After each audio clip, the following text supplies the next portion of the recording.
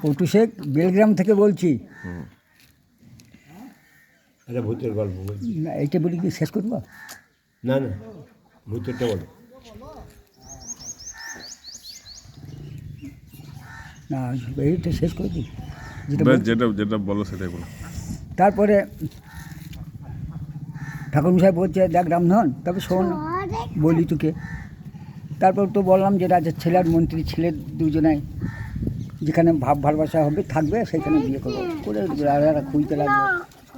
খুঁজে এক জায়গায় পেয়ে গেল, রাজার মেয়ে এবং রাজকন্যা দুটোই একই গাঁয়ে আছে। বেশ, তারপর রাজার ছেলে আর মন্ত্রীর ছেলে বিয়ে হয়ে গেল। একই দিনে বিয়ে হলো, একই সঙ্গে পালকি করে আসছে। রাস্তায় মাঝে মাঝে আর একটা পাখি ছিল, রাজকন্যার একটা পাখি ছিল, সেই পাখিটা রাজকন্যার সঙ্গে করে নিয়ে আসছিল। এই রাজা বলছে, রাজকুমার বলছে, রাজকন্যা পাখিটা কেন? তাহলে পাখিটা হচ্ছে একটা জীবন।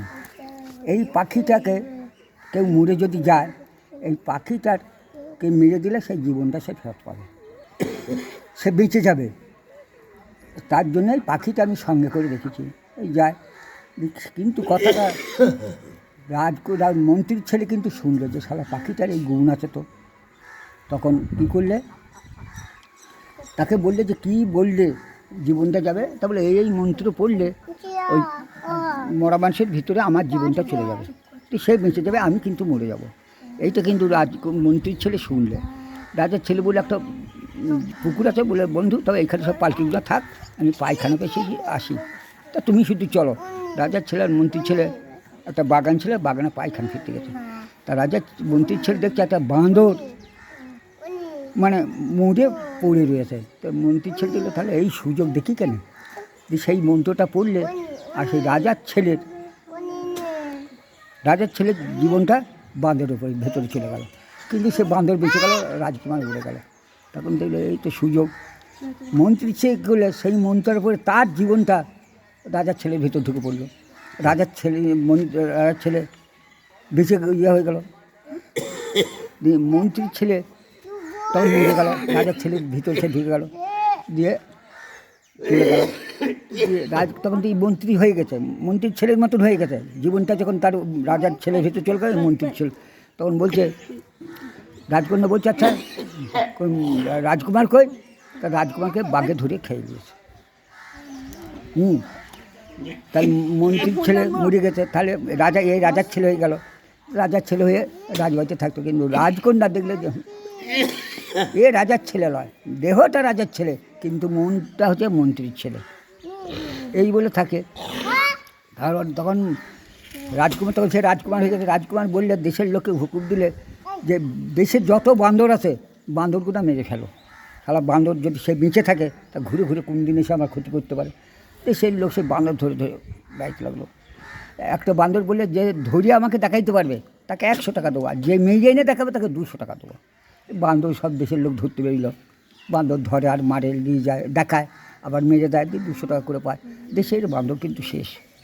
যে রাজকুমার সেই বান্দর সে যাচ্ছে, সে তো বুঝতে পারছে, সে কিন্তু লুকিয়ে লুকিয়ে লুকিয়ে বেড়ায়। দেশে আর বান্দর কেউ খুঁজে পায় না। এক কাটুরে কাটতে গিয়ে দেখছে একটা গাছের ফোকর ছিল, সেই ফোকরে কিন্তু সেই বান্দরটাই বসে আছে। সে কাটুরে কাটতে যে বান্দরটিকে ধরে, তখন নিয়ে যেয়ে বলে, তাই তো এমন সুন্দর বান্দরটা আর আমার হাতে পায়ে ধরছে, তাই থেকে আমি নিজে বাড়িতে রেখে দিই। দেশে আর বান্দর নাই, রাজকুমার দেখলে আর দেশে বান্দর নাই, শেষ হয়ে গেছে।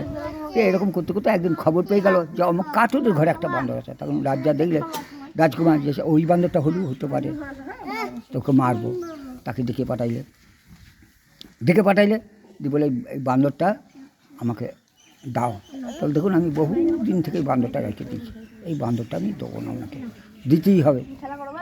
রাজা কীরকম সেই বান্দরটাকে কেড়ে নিয়ে এলো তার বাড়িতে। দিয়ে বলে, এই বান্দরটাই সেই হতে পারে। বলে ওর গা হাত ধোয়াও, গা হাত ধুয়ে ভালো করে এই ঘোড়ার পিঠে চাপাও, দিয়ে গোটা শহরটাকে ঘুরিয়ে আনো, দিকে মারবো। তখন রাজকন্যা দেখলে যে তাই তো, তাহলে সেই হতে পারে নাকি। রাজকন্যা কিন্তু ছাদে বসে আছে।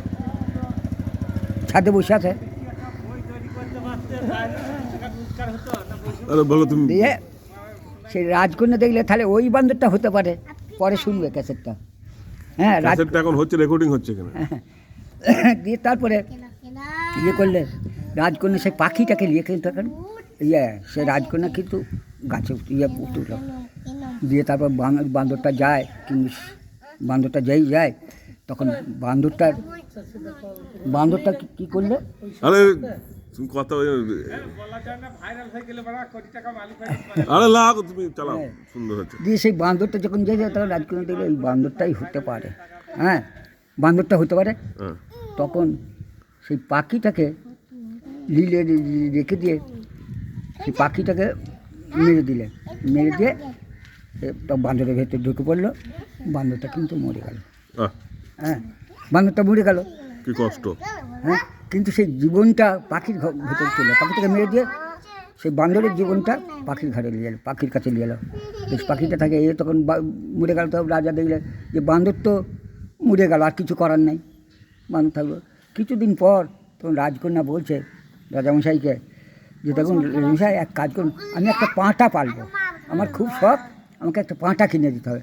বেশ বলি সব বাদে তুই পাঁঠা পুষবে? তা বলে হ্যাঁ হুজুর, আমি একটা পাঁঠা পুষবো। ছোটো বললে ছোটো বাচ্চা পাঁঠা একটা রাজকন্যা কিনে নিল। ঘাস কুটো খাওয়াই দাওয়াই অমক করে মাস খানেক পাঁঠাটা থাকলো। থাকার পর তখন রাজকন্যা বলছে চারটি কচি কচি ঘাস কিনে নেন। চারটি কচি কচি ঘাস কিনে এনেছে। কচি কচি ঘাস কিনে এনে দিয়েছে। দিয়ে পাঁঠাটাকে সকালবেলা দিয়েছে, দিয়ে পাঁঠাটাকে গলা থেকে মেরে দিয়েছে। মেরে দিলে রাজকন্যা খুব কাঁদছে। রাজার কাছে খবর কাল গেলো। তা বলে আমার পাঁঠাটা মরে গেল, আমি কী করবো? তা পাঁঠাটা মরে গেছে, ভালো পাঁঠা, কিন্তু তা পাঁঠাটা মরলেও আমার দুঃখ নেই, কিন্তু এই পাঁঠাটা এই ঘাস কটা খেয়ে মরতো, হ্যাঁ তাহলে আমার এত কষ্ট হতো না। তা বলে তাই নাকি? তা বলে হ্যাঁ। তাহলে দেখো পাঁঠাটা যদি ঘাস কটা খেয়ে মরে, তাহলে তুমি সুখী তো? তা বলে হ্যাঁ সুখী। যে মন্ত্রীর ছেলে সেই মন্ত্র জানা ছিল, সেই মন্ত্রটাকে পড়ে এখন পাঁঠার ভেতর ঢুকে পড়লো। পাঁঠা ঘাস খেতে লাগলো।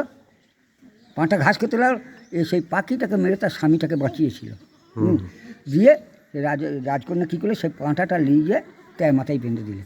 সেই জন্য ওই রাস্তাটা দিয়ে যে যায় পাঁঠার মাথায় এক গোড়া করে দিয়ে যায়। এই আমার গল্প শেষ। নমস্কার।